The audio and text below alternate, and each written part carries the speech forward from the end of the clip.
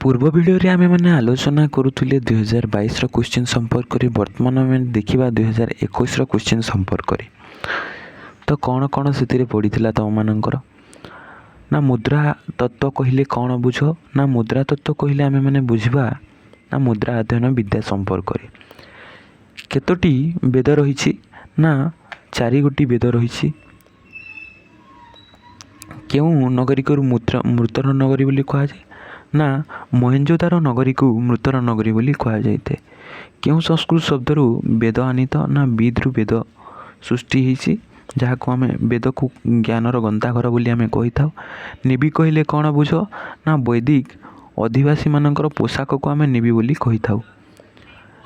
कालिदास केउं पुस्तक रचना करथिले ना कालिदास रघुवंश पुस्तक रचना करथिले। गौतम बुद्धंकर पितांकर नाम कौन ना शुद्धोदन एवं माता थिले मायादेवी एवं तांकर गोटे पुत्र जन्म होइतिला से हला राहुल।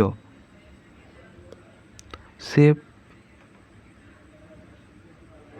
540 रे जन्म ग्रहण करथिले और 5626 रे मृत्यु करथिले।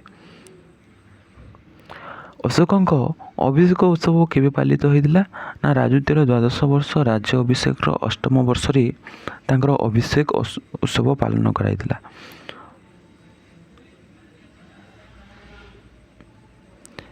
क्यों बौद्ध सन्यासी अशोक को प्रभावित करतिला ना